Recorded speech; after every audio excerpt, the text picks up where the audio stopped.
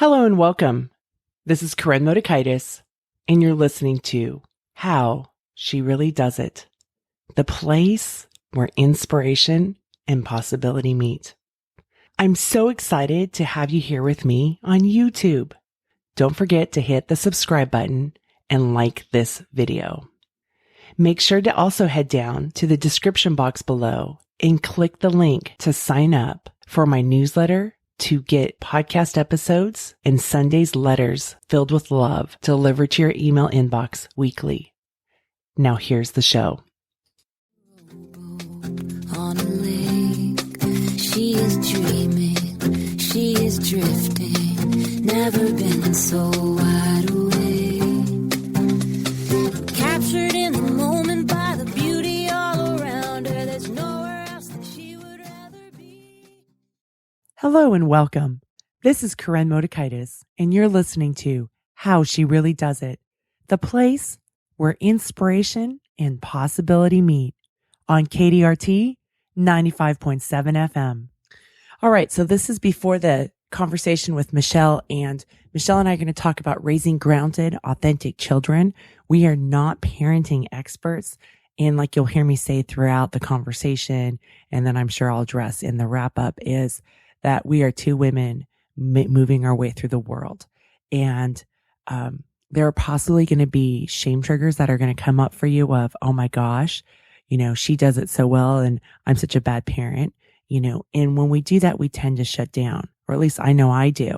And that couldn't even happen while I was doing this interview with Michele. So it's just to remember, what nuggets can you take that line up with you? And it's not a blueprint, but what nuggets, as you listen to this conversation with Michele and I, can you take and apply to live in your own life? All right, here we go. Hello and welcome back. My friend Michele Woodward is the visiting co-host, and she's an executive coach and just a very brilliant woman. And this is our fourth episode of 8 episodes together. And today we are going to be talking about raising grounded, authentic children. And so, Michele, here you are. You work with, CEOs and executives, and we're going to talk about children. Why is that so important in the world of work? Well, I think that everybody has a whole life. You have people ask me sometimes, do you ever talk to your clients about things outside their work? I'm like, yeah, all the time, because people are whole people. And the thing that often gives my clients the biggest joy and the biggest challenges are, their children, their relationships with their children, the state of their children's wellness, their children's illness. And plus, there's a lot to learn from being a good parent that you can bring into your work. So I think it's a really huge and important topic. Well, when you're a parent, you're a leader. So you're getting to practice leadership, right? And and you're practicing having courageous conversations, which is something that you can do in the workplace when you give feedback. It's also a way to practice circling back. Like this morning, I was thinking about my daughter who's 12, and I was like, wow, she's really trying hard, to contribute and to be a giver. Recently, I coach her. She's in my swim group, and I facilitated this conversation about teammates and givers and takers. And I think that stuff really resonated with her. And so I've seen it affect how she is in the home space.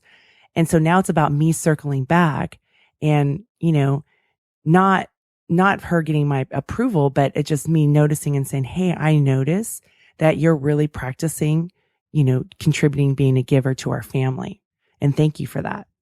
And I think that's just an important thing, because then that shows that, I'm recognizing the small things, because I tend to go around saying small things matter. So it's an example, I guess, of me living what I say. Funny how that works, huh? Oh, it's often a challenge. So with raising a grounded, authentic children, you have 2 kids who are now both adults. What? Yes, they are adults. They're both adults. Yep. When you first started out, did you feel like you knew what you were doing? No, I absolutely didn't know at all what I was doing. But, I think part of the consciousness that I came into when I began doing work as a coach, because one of the key things in coaching is to make sure that you, the coach, are pretty clear yourself so that you don't get confused between your stuff and your client's stuff. I became much more clear about how I was as a parent with my children. And so I think one of the key things is to see your child as their own person. Not an extension of you, not a reflection of you, not a mini me, but as this sovereign human being who you have the great good fortune of kind of shepherding for a period of their life. I mean, that was kind of my conversation to myself. Is I'm just shepherding them for a short period of their life. And so what do I want that to be like for them? And I think that makes a huge difference. What do you think of that? Does that make a ton of sense? Yeah, it makes a ton of sense. And I'm sitting here with regret going, gosh, I wish I had thought about that. Because as you said it, we shepherd them for really a short period of their life. And I was like, you're right. I mean, it really is. I mean, 18 years, maybe 20 years. Right. And we really manage them for even shorter than that, maybe 10 or 12 years. And then, hopefully we'll be able to come back as their consultant where they'll share things with us. We'll be that safe place for them, but they're going to be going and figuring things out. So it is a really short period. So I'm kind of stuck on that. I recently went, I think you know this, but I went my daughter's first year in college and they had parents weekend. So I went down for parents weekend and I was in the airport, waiting for my plane, and a couple walked up that I had known from my daughter's middle school and high school years. And we were friends and we were, just fell into conversation, and they were on the way to parents weekend to see their daughter at a different college. And I said, well, how's she doing? And they said, well, we don't know. she doesn't really have much time to talk to us. Mm-hmm. And they said, does Grace, how do you ever hear from Grace? And I actually didn't have the heart to say, I hear from Grace every day. Mm-hmm. And I think it's because, I don't know. I think she got that energy that I saw her as a human being, and that my energy was, I'm just sort of shepherding you for a period of time that gives her the freedom to decide what kind of relationship she wants. It's interesting because I've always thought about something you said to me years ago about what is the kind of relationship I want to have when my child is 25. And I think at this time she was like 13 or 14, right? And what's the kind of relationship I want to have with my child when they're 40, 45, and then 50 years old? And I think all of a sudden that, instead of like, okay, this is what's happening right here and now, and it seems so big and so important, is how am I tending to this garden that's going to grow over the long term? And, and so I think about like, how do I engage to have communication with the idea that I want to have that safe place for my kids as they grow, as they go into becoming teenagers, right? And I am this consultant in their life, where they're going to feel safe enough to come back and talk with me, or when they leave our home, and that there still be connection. Like, how do we show up and connect with each other? So I think about that a lot now, but early on as a young parent, I don't think I thought about that. I was like trying to figure out how to get through the day, I think. Well, I think when they're little, when they're little teeny tinies, there is that kind of like, they are so dependent on you for so many things, mm-hmm. For diapering and feeding and everything. And then as I once read that the parent-child relationship is the only human relationship whose success ultimately depends on separation. Every other human relationship, the success depends on us coming together. But in parenting, especially, I'm going to just say the mother-child relationship, because so many of us, when we've given birth or even when we've adopted, we are so close to that child. We're anticipating that child's needs. But ultimately, it depends, their success depends on their separation and their being, their own person. And so, it's the thing that I learned early on was it's not my homework. And at first my kids are like, everybody's mother helps with the homework. I'm like, well, you know what? I already passed the 3rd grade. So, you go ahead and knock yourself out with those multiplication tables or whatever. But my point is that I would tell them, no, it's your homework. They would be sitting at the kitchen table. I would be wiping the same counter for 40 minutes, right? Because I was close by. I was doing something, but I was close by. So if they said, Mom, how do you spell the word relief? I would say, oh, the word relief. Relief is such an interesting word. Let me see. How would I spell that word? And meanwhile, they say RELIEF, right? So I'm there, I'm participating with them, but I'm not answering the question for them. And I'm empowering them to be in charge of their own work. So unless your child has got, and of course I parented a child with ADD. So, if a child has significant disabilities or significant, dyslexia, some sort of thing that you really do need to be at their elbow with their homework every night, I think you can actually undercut a child's sense of personal mastery if you overly help them with their homework. Now, you may have a different point of view. I'd love to hear it. Oh, no. So I was one of those kids. We have in California this program called the GATE program. It's the gifted and talented. Mm-hmm. And I thought they made a mistake, or my mom bullied them into having me in this program. I only found out, I don't know, probably 8 or 10 years ago that no, actually, a teacher recommended that I get this test. My mom knew nothing about it at the time. But, so for all these years, I thought I was a fraud in this program. But, I remember in 3rd grade, we had to do this. This is the one story I like to share. We had to do this California project, right? And everything, my whole life was everything has to be perfect. And in fairness to my mom, she grew up in a culture. She's Korean. She grew up in a culture where you had to be the best. If you wanted to succeed, you had to be the best to go on to the next best school. Otherwise, you were segmented out, right? And so this was her way of understanding the world. And I've done a lot of work to understand that. So I'm not blaming her.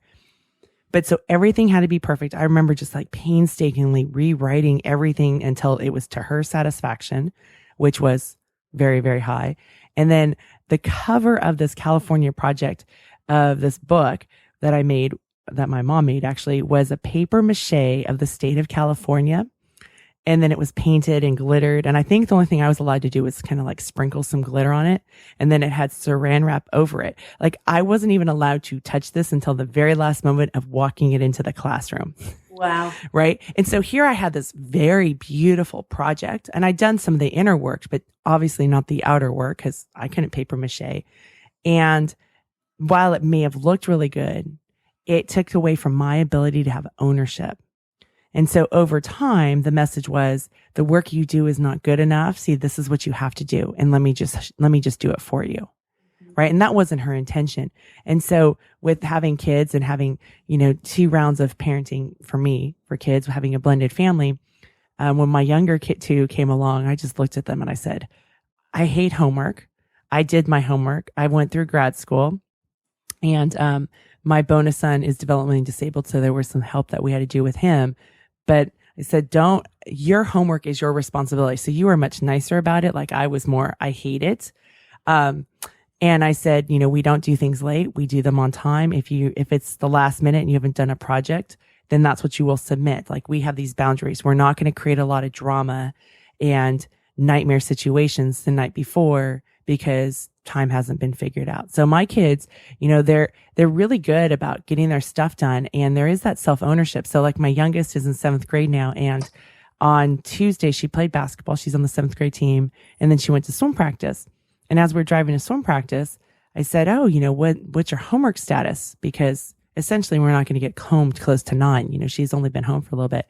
And she said, oh, Mom, I got some homework done in class because some of her teachers allow that to happen. And then she said, I went to the library during school or during lunch and I got my other stuff done. So the only thing I have left to do is the clarinet.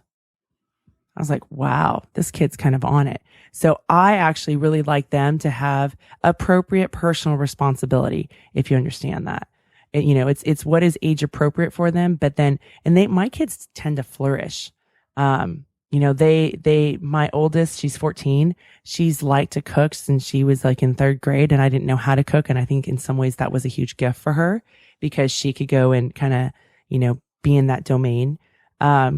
And so she's very comfortable in the kitchen and cooking, and she really likes that. She likes being able to decide, for certain parts of the day what she gets to eat with the food that's available to make something with. So for my kids, I think they get a sense of empowerment when they get to do stuff. Yeah. And I think that's where, again, a little shift as a parent is that it's not that, my poor, pathetic child, is having to do everything they're on their own. And now they're going to have to go to work. If I don't watch it, they'll have to go to work in a factory, like their great grandparents did or something. It's like, it's this actual freedom to teach your child how to self-regulate. As I said, my daughter's first year in college. And had she not learned in high school how to manage her time, she would be totally lost in college. She tells me there are classmates of hers who are totally lost in college because they don't understand that thing that your daughter already gets. Gosh, 2 hours in my day just opened up. What if I went and did my history work now? And then that will free me up tonight to work on that Latin vocabulary that I need to work on. Because that's also what we need in the workplace, is that, that you need to be able to say, that conference call that I had blocked out from 2 to 4 is now off my desk. What do I need to do? So back to that other thing, not only what kind of relationship do I want with my kids at certain ages, but actually what do I want for their lives? I want them to be self-directed, self-regulated, self-aware human beings. So what can I do today when they're 3? What can I do today when they're 16 to help them get there? Well, and that's something I think that's really important to their dad and I is that, they can figure that stuff out because it's not like she got to 7th grade and I gave her a lecture and she did that, right? It was, what were the seeds that we were planting along the way? And it wasn't just us. I mean, my kids were fortunate. They went to a public school that was Montessori, so K through 6. So there are those, they do these job tasks and stuff. So they're learning since kindergarten how to get projects done, how to manage time, what jobs that they have to get, they get done. And so when she got to 7th grade, there's usually a lot of drama in 7th grade with kids. And how do you manage these 7 classes and do this and that? And my kids seem to kind of seamlessly fall into that. Now, not saying that there weren't other areas that we've had to work on, but this time management stuff has seemed to be in this flow. And we're pretty busy people. So, but they're able to figure that out. And that part's been really important to us is that self-reliance bit. I think I've shared this with you in the past, but I'll share it again in case any of the listeners are interested. But there's a definition of love that I've really taken to heart, and it comes from the theologian Henry Nouwen, whose last name is spelled Nouwen. He's passed away now, but he wrote, "Love is making a safe place for another person to be fully himself." I'm going to say that again because I love it so much. Love is making a safe place for another person to be fully themselves. And I think after I read that and it kind of like, powed me between the eyes, I realized what a great advice that is for parenting. Because if I really and truly love my children, then I'm going to make a safe place for them to be whatever they need to be this week. And especially when you've got teenagers, you know exactly what I mean about this week. So this week they may be thinking that they're kind of punk goth and they want to put, blue food coloring in their hair, or they may want to think, I'm not sure I want to be a Presbyterian anymore. I might be a Buddhist or whatever. I want to make a safe place for them to explore that so that they can be even more fully themselves, even if it means they disagree with me. And if you do have a child with, developmental problems or, struggles or challenges in some way, that they never get that feeling that they're less than because there's something that they struggle with. Make a safe place for them to be fully themselves with ADHD or with dyslexia or with, cerebral palsy or spina bifida or whatever is going on with them.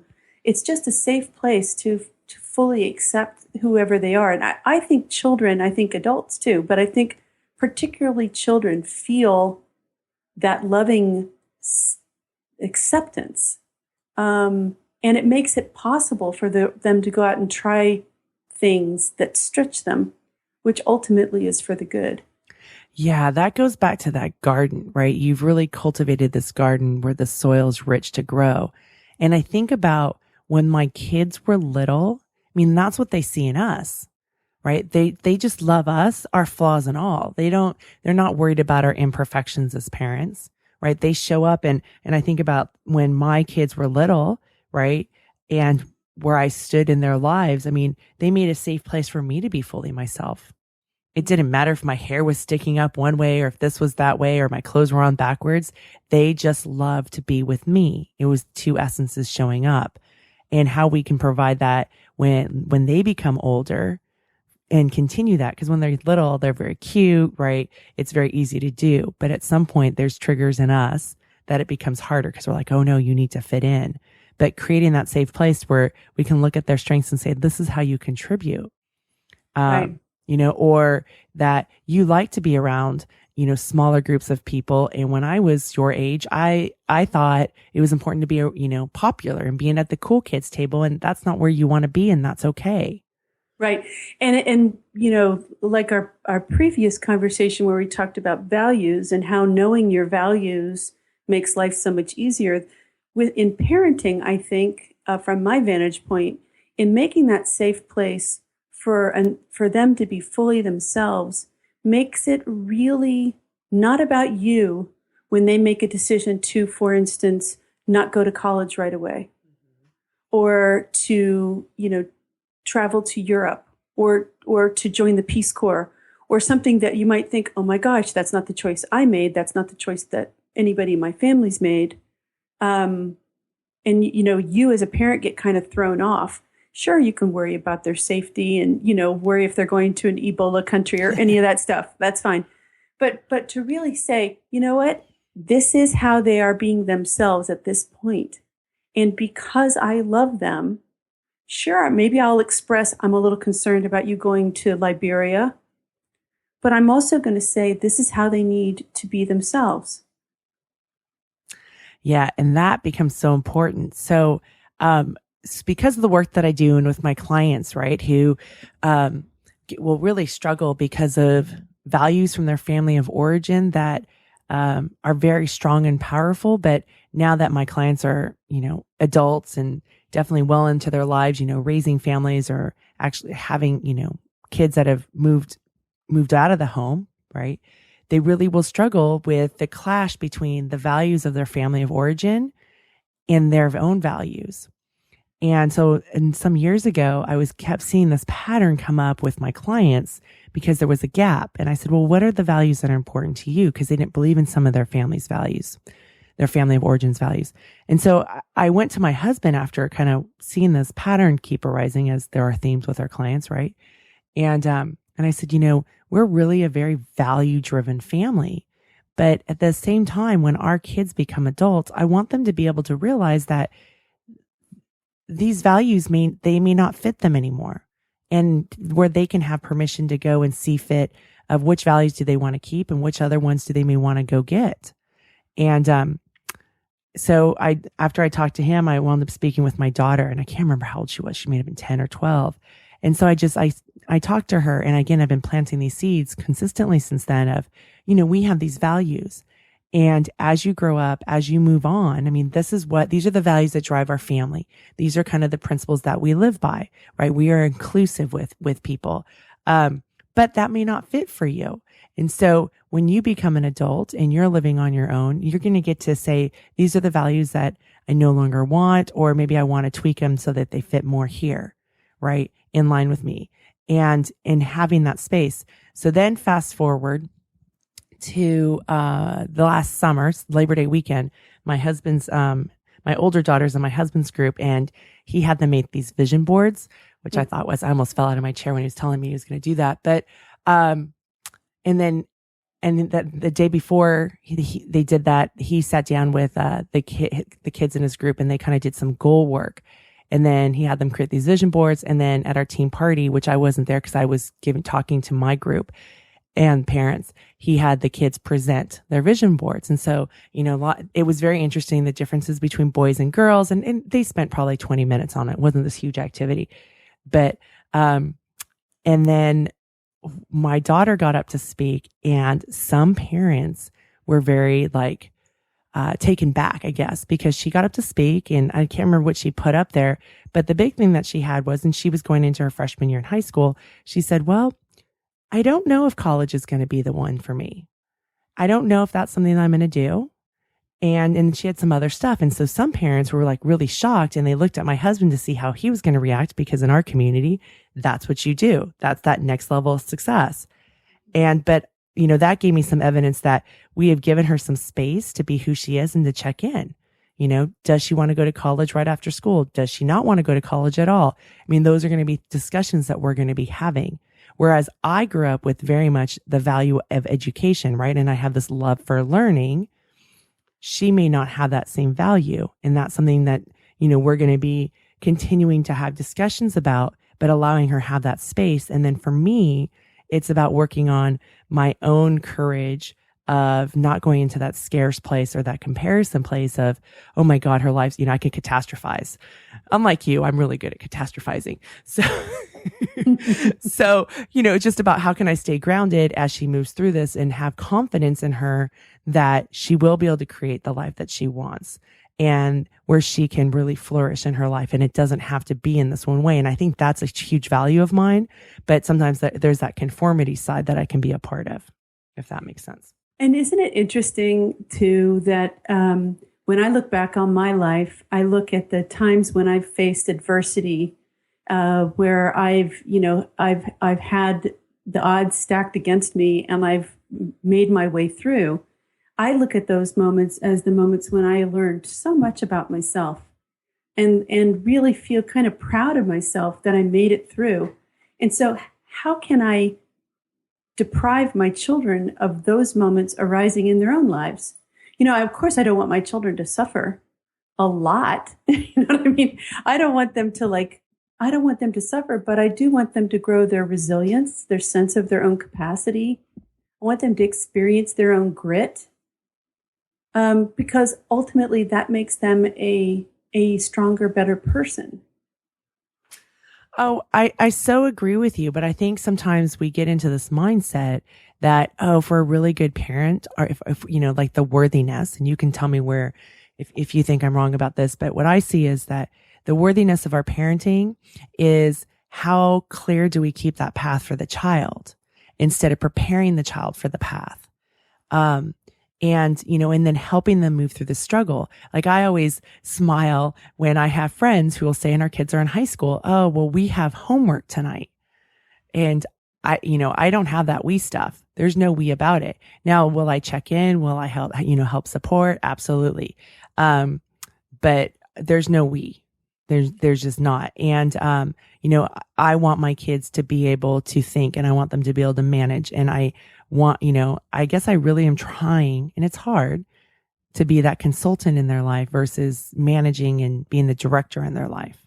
One of the best phrases that I learned when my kids were in high school, because high school can be really super difficult, is they would come home and they would have, something would have gone on during the day in the lunchroom or in PE class or somewhere where there really wasn't any kind of adult supervision, something difficult with a friend. And they would come back and they would say, Tom punched me, or Katie won't sit with me at lunch, or, and it was whatever felt really big to them at the time. And I remember I learned to say to them, wow, that is really tough. That really sounds tough. What are you going to do about it? Oh, that's good. So you're empathetic. Wow, that really does sound tough. Mm-hmm. But then I turn it to say, What are you going to do about it? That means that I trust that they're going to come up with a solution. I don't need to give them a solution. I don't need to call Katie's mom. I don't need to give Katie's mom the stink eye when I see her in the produce section of the grocery store. I need to say to my kid, I need to get my kid ready to figure out how they're going to fix it. Because you know what? When they're 40, they're going to have to fix something. Mm-hmm. And so that whole thing, wow, that's really tough. What do you think you're going to do about it? What do you need to do about it? You can also take that into work. So somebody comes into your office and says, problem, empathize, recognize that they're struggling with it, and then ask them, what do you want to do about that? I just think it's so recognizing the other mm-hmm. in someone and kind of giving them, I have confidence in you. Mm-hmm. Well, and going back to my third grade homework, right, the California project, the message to me was the work I did wasn't good enough, mm-hmm. right? Instead of, what is your plan? What are you going to do with your project? Right. Right. And my mom thought this was her way of being supportive. I mean, that's one of her languages of love is to do acts. And, but unfortunately the message that came to me, but I love that question. What do you want to do about that? So instead of stepping in and fixing it, you're holding space, which, right. For the listeners out there, it may seem like you're doing nothing by holding space, but Michele, don't you think that's like one of the most important things we can do as parents? Yeah, because we don't want to undercut them and say they don't feel like you were sharing, you don't feel like your work is any good. And you want to empower them to, I say this to clients all the time. You are the best expert on you that has ever lived, because the only person who's been in your skin for how many ever years you've been alive is you. So even if you have a very close and vital marriage, even if you have a best friend, even if your parents are still living, nobody has had your experience in life except for you. So you are the expert on you. And so when I recognize your own expertise in your own life, one, and your own expertise in your own field of expertise, if you're, working, or even if you're a kid. I mean, I'm sure your kid is a better clarinetist than you are, right? Yes. So, so when I recognize the expertise in another person, it's actually a tremendous gift to them. It allows them to be seen for who they are, not for some, cardboard cutout who we want them to be. And it makes an authentic, a centered, a grounded relationship. Well, and that's what we're talking about, right? How do we raise grounded, authentic children? And, as you and I are talking about this, we're two moms trying to figure out our way in the world. And there's not a blueprint. We take nuggets from different things, from things that we read, maybe from other parents. I mean, I've definitely had my share of nuggets from you. And we practice that and we live it. And then I think not only is it important to have empathy for our kids to hold that space, but don't you think, Michele, it's important for us to have empathy being the parent mm-hmm. for ourselves? Mm-hmm. Yes, I think empathy for ourselves and not feeling like we have to be Superman or Superwoman, and be right all the time and never make mistakes. I mean, I think some of the most brilliant parenting, if I can say it, that I've ever done is coming back to my children 24 hours later after a conversation and saying, I really thought about that conversation we had yesterday, and I think I made a mistake. Mm-hmm. Here's where I made the mistake, and I want to apologize or I want to discuss this further. That is a vulnerability that our children can also learn from, is that it's okay to say, on reflection, I've gone over this more.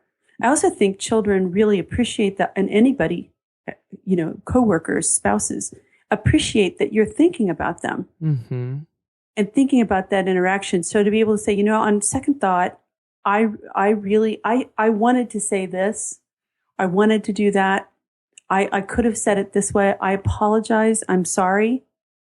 And I think that also gives the child a sense of freedom. Mm-hmm. that I'm free to admit that I made a mistake too, Mom. Well, And go ahead. I think that's just the change, like in parenting and in leadership, right? Because we see this on both fronts. But it used to be, well, I'm the parent, you're the child, I know better, and it's just because I said it. And therefore you must take it.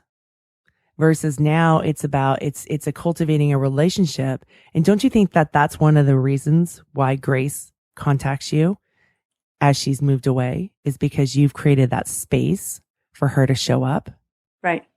And she said something to me when I was there. She said, a lot of kids don't call their parents. And she said, but I call you not because of anything other than I kind of want to talk about what's on CNN. Which is, but what I think what she's really saying is that we don't only talk about what she's done right, what she's done wrong, how she could do better. Mm-hmm. We talk about books, and we talk about the news, and we talk about flowers, and we talk about everything as human beings. Not me being the font of all wisdom and her being the little sponge. And I think that's, again, you're teaching your children how to relate to the world. So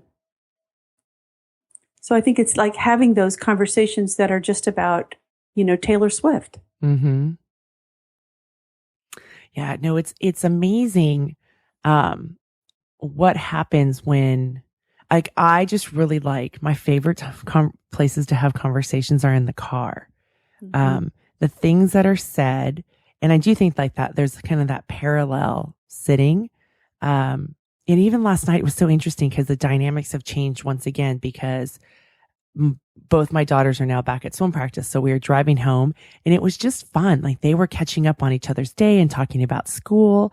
And I was like, what a nice space. Like, cause they were in that container for 10 minutes. Mm-hmm. They talked about stuff versus when we're at home, there wouldn't have been something like that kind of a conversation that would have happened, maybe a little bit, but they would have been, off doing this or off doing that or doing homework and stuff. So being able to have that space, and a lot of our great conversations come in the car because we're just sitting there, right? We're not distracted on other stuff. There's not something to tend to, or I tend to hang out a lot in the kitchen, which is also where they do their homework and the things that just pop up every day.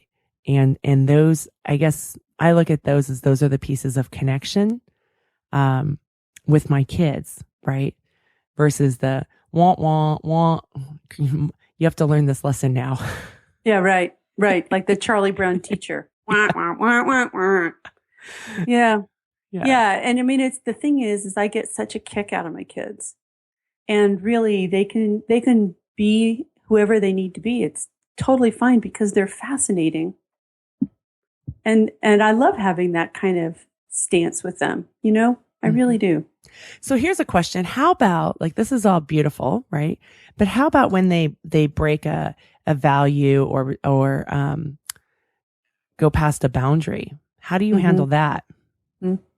Yeah. My children both joke that they were both grounded, but both of them were grounded for 24 hours and I still took them out. So, like my son was grounded one time but I made him go with me to his sister's softball game. So he said, but I really wasn't grounded. I'm like, no, but you were with me. So that was the difference. And I think it is to say, to be very clear, just like you would in the workplace. Here's the facts. Here's what happened. Here's the facts. Here's what I think happened. What do you think happened? And then have them tell their side of whatever happened, whatever they were thinking of. Again, in a safe place that you're not down their throat. How could you? Right? But like, here's the facts. You were at the party at the house that's on the market that that all the furniture is out of. Not that this really happened, but well, actually this did happen. There was a house in my county that the family had moved out because they had moved to a new house. The house was vacant. Their son decided to throw a party in the vacant house. 300 kids showed up. Somebody called the cops. The cops did a SWAT team thing where they surrounded the house. So there were cops at every door and every window but in a circle. So 43 students were arrested for alcohol violations.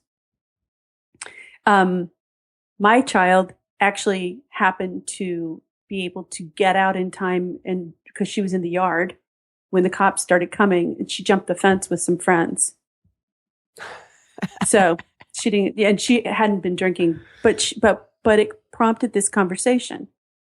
Why were you at the party? The facts are there was a party in an empty house, and the facts are that you were there. So my story is, I'm wondering what, where in your judgment this became a really good idea. So tell me about that. And she talked and talked and talked. And then what do you think a good consequence for this would be? Because you broke several of our family rules. And she said what she said. And I said, okay, so you're, going to be grounded for the rest of the week. No going out this weekend kind of thing.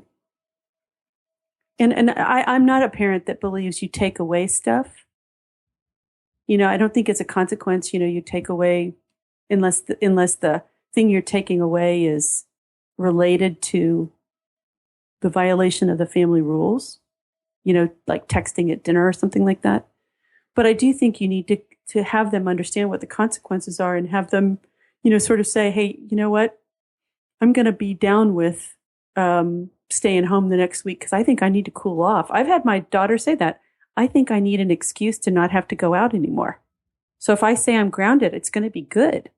Because it's not about her not, That's wanting right. to be a dorky teenager and stay home, right? That's how she could be perceived by her friends. But it's my mom is, grounding me. And so herefore I am home. Look, I always told my kids, you throw me under the bus. Yep. If you're at a party and someone says, do you want to do Molly? You could say, oh my God, my mother would freaking kill me. No, or, throw me under the bus. I have to be home by midnight. My mother's going to, freaking kill me. Because sometimes a kid needs a script with another kid if they're getting a lot of pressure. And I said, I will always be the bad guy if you need me to be the bad guy. Never worry about that. And believe me, they both used it more than once. My mother, she'd skin me alive. No, and that's something that I've definitely said to my kids, I'm more than happy to be the bad guy for this. But as you were sharing that story, you're so calm, Michele. How do you not get angry? I mean, again, if I got angry, of course I've lost my temper and will probably continue to lose my temper. But, is anger going to move the ball forward? Is anger going to be a win-win? Is anger going to get me the end result that I need to get? Now, I'm not saying don't feel your emotions, but I also say the clarity in the moment to say, if I totally freaking blow my stack at this moment, is that going to build the relationship or tear the relationship apart? I think you have to be conscious of that. Does that make sense to you? No, it makes total sense. I think the other thing though is, don't you think that's a great question to ask yourself before you even walk in, right? You walk into that arena, that parenting arena where it's a tough place to be, and knowing like, okay, we're going to have this hard conversation. What do I need to support me so that I can help build a relationship and I can set boundaries versus get overtaken by emotions? Right. So, and I think having kind of that plan of like, okay, what is it I need? How can I remind myself? Maybe it's a mantra that you say. Maybe it's, okay, I've heard this. Now I need to step away. I'll be back in 10 minutes. Because sometimes I think for me, I just need space. So I don't just react and I can come back and think it through. We've had a thing in our family since my kids were really small, which is the 24-hour rule. And at first it became like the byword we used at Target. So someone would see something that they definitely had to have at Target. And I would just look and I would say the 24-hour rule, which means we're not going to buy it now, but if in 24 hours it's still something that you really want, we'll revisit it. It got to the point where my children would say, my son would say, I really want that Nerf machine gun. And then he'd look at me and he'd say, but I'm going to do the 24-hour rule, right? But even in a contentious or difficult conversation, to say, you know what, right now I'm gonna put in the 24-hour rule, and we're actually not going to talk about this again for 24 hours, so we both have time to reflect on it. You know, if you know Myers-Briggs, introverted people need time to get their thoughts together. So if you know you're dealing with an introvert, this kind of 24-hour rule thing is super, unless it's something that just has to be decided today. But if we can just like put the 24-hour rule in place, we're going to revisit this again tomorrow night at dinner. Let's just go about our business. That can be a really helpful way to diffuse a tense situation. I think that's a great idea. I must have gotten it from you because I used to use that 24-hour rule with making decisions. I just said, I need 24 hours because sometimes I would make a decision just really quickly. And instead of really thinking it through. And so for a while I was like, oh, I have this new policy. I wait 24 hours and I don't remember where I got it, but it must have been from you. And it worked really great in helping me give myself space because I had this belief that, well, I have to do it right now. I have to do it right away or get it done so that it's one thing less that's in your inbox or on your to-do list. And now I think I go about living more with more space and realizing that I don't have to answer this email right now. I can think about it. Right. You know, it like even with that interview that I was talking about, maybe it was on the other show, but about when I was asked, I saw it, but I couldn't get to it for many hours because I was doing a half-day intensive that day and I had some clients to work with. So until after my day was wrapped, did I go back to it? And that was okay. And if the opportunity didn't exist, it would be okay. And I remember having that kind of subtle conversation with myself. So I like that 24-hour rule when things can be heated or there could be a trigger, especially when it's with your kids. Because with our kids, I think they can trigger a lot of our stuff. Absolutely. Absolutely. So final thoughts on raising grounded, authentic children. We talked about space, right? Holding that space, loving themselves so they can, loving them and giving them the space to really be fully themselves. What else? We talked about values. We talked about helping them develop their own sense of resilience, their own sense of their own capacity, their own capability. I think that's really, really important. Mm-hmm. I think being a good listener as a parent, listening more than you tell is really important. Mm-hmm. Ooh, that's a really good one. Well, Michele, thank you so much for talking about this. I think there's a lot of good food for thought for the parents out there and the listeners out there. And, like I've said before, we're two women making our way in the world. And, the big thing is having empathy for yourself because you're going to screw it up. You practice it, you screw it up, you circle back and you go and you practice again and you learn from it instead of, I could have a lot of regret and remorse on parenting mistakes that I made. And instead, if I can just but that only just creates me want to hide and not show up. And so it's like, okay, well, what can I do? How can I learn from this? How can I, go back to creating the relationship that I want and building that connection? You're a wise woman. And even though you're making your way in the world, I think you're doing it with a lot of class and a lot of presence. And it's just a pleasure to know you. If I haven't said that recently, I just want to say it out loud and for posterity. It's a pleasure to know you.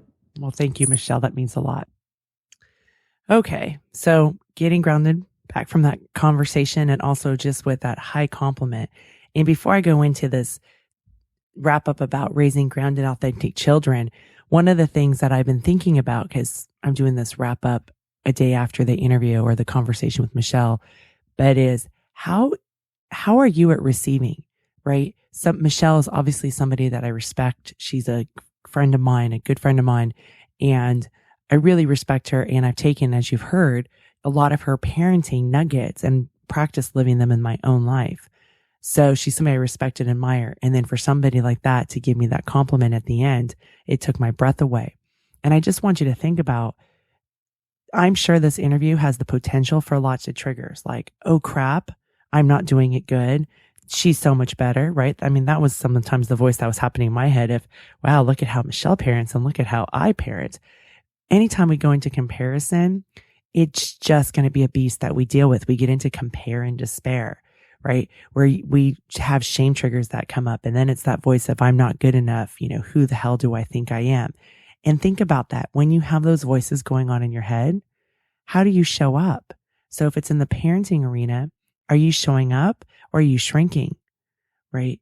And that's the part that, like, as she and I were talking, it was like, okay, what is it that I want to build? What is it that I want to create? How can I, and this is the thing that I constantly practice in my own parenting, what can I circle back? So maybe I blow it. Maybe I lose it. How can I circle back? Because my ultimate goal is to connect with my kids and to have this relationship that will continue to grow and flourish even once they leave my home, right? Even once they move on and they become independent adults. How can they have this safe place now and then continue to have that so we can cultivate this relationship? So for me, it's always about being able to circle back and own it, right? And finding ways so that maybe the next time I can do it better instead of, repeating the same old patterns or repeating, stuff from my own family of origin of how it was done. Maya Angelou has this saying of your parents did the best that they could with what they knew. And when you know better, you do better. And that's been something that's been really helpful for me, is that really getting that understanding of why my parents did what they did. It wasn't because they were bad people or any of that. They had really good intentions. And a lot of it was based on their values or their cultural beliefs about how the world worked. When I can sit there from a place of understanding, like my mom's value of why perfection was so important, culturally, that was part of the world that she grew up in. That was her conditioning.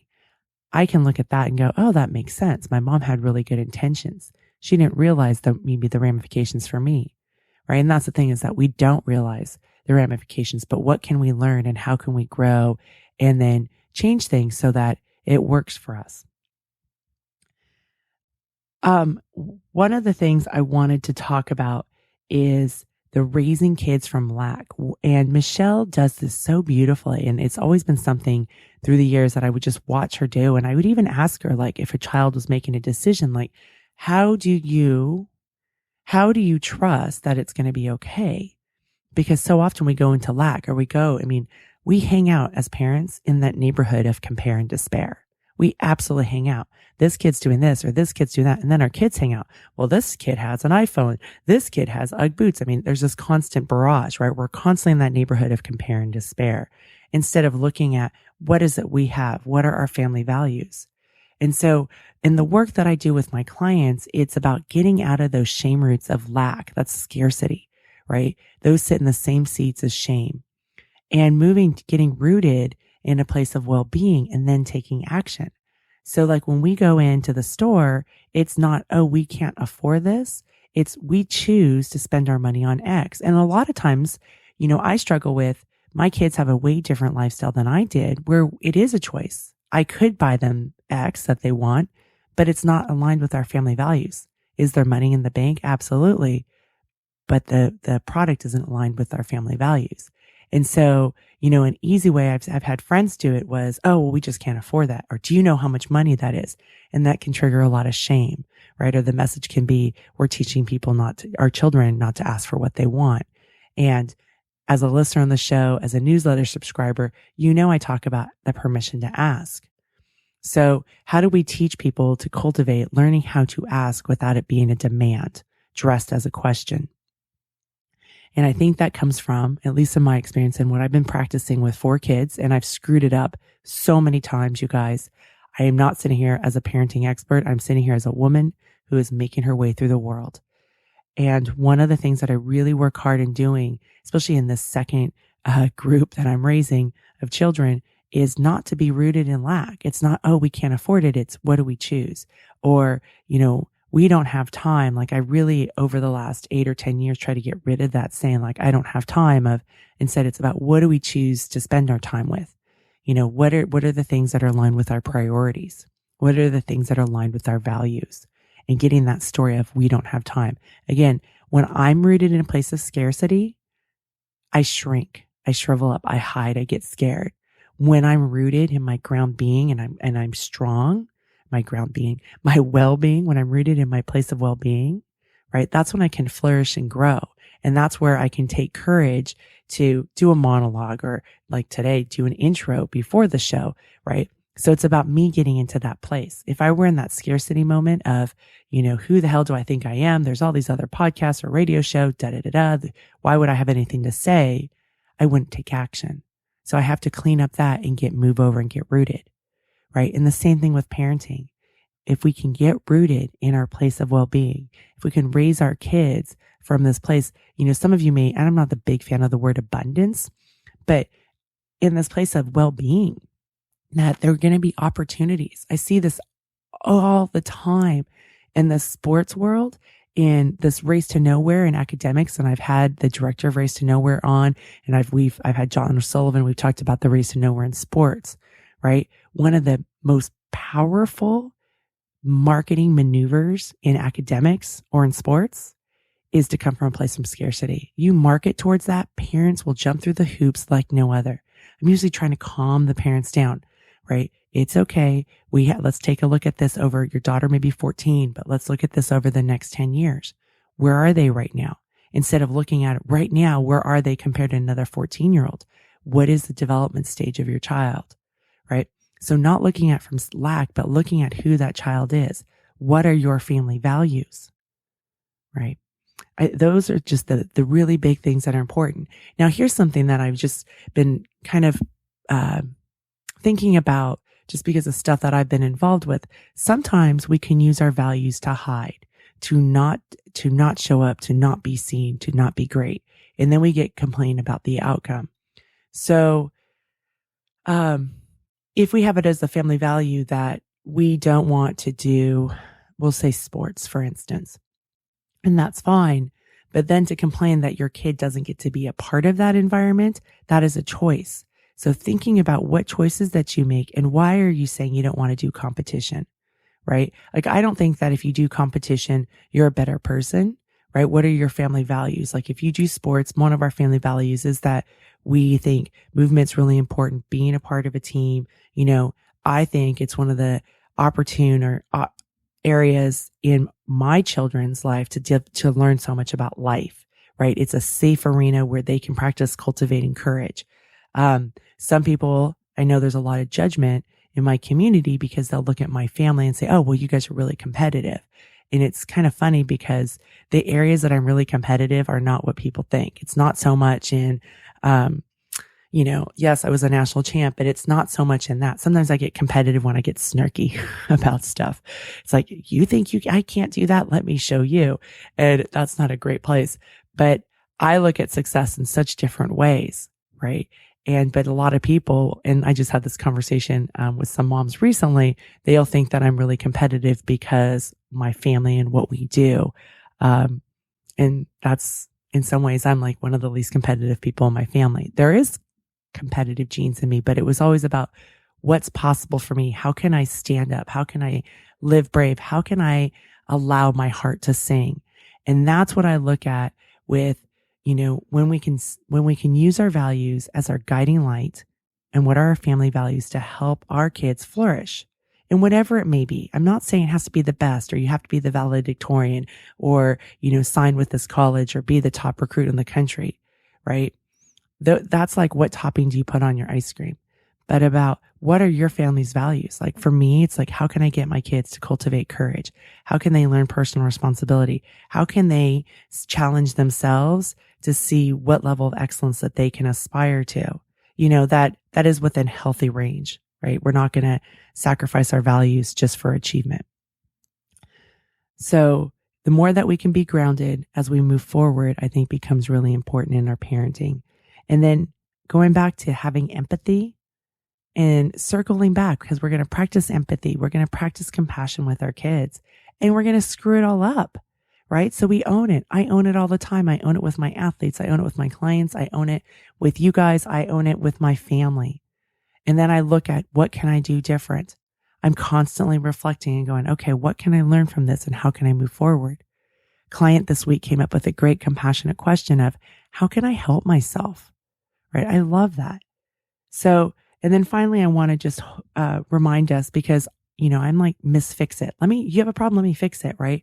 And one of the things I've had to learn is, how can I hold space versus fixing it, especially for my kids? How can I hold space so that you can process it, instead of me jumping in and fixing it and making it easy.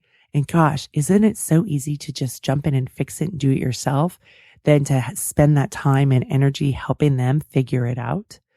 Right. And I know that that's one of that would be my fallback of this is why I need to fix it, because I can get this done myself. When I first started coaching the collegiate men and we were at conference championships, and it was a year after I was done with my career, and they were having such a hard time and they're struggling. And part of me was like, oh my gosh, let me just get up on the blocks and do it for you. Let me just take care of it and get it done. Right. Because the anguish that was going on inside of my body was just painful. And so I just wanted to fix it for them. And what I've had to learn, and it's been a great thing for me to help with my own kids, is that it wasn't about me stepping up. Yes, I could get it done. I could fix it for them. But it was about me holding that space and helping guide them through this process. And I think about that a lot in parenting. How can we hold the space so that they can go through this to develop resiliency and hope? I hope that you're signed up for my weekly newsletter. I write a piece every week that's only available in the newsletter, or usually only available. And I love to create communications. And thank you so much for your emails. They really mean a lot to me. On a lake, she is dreaming, she is drifting, never been so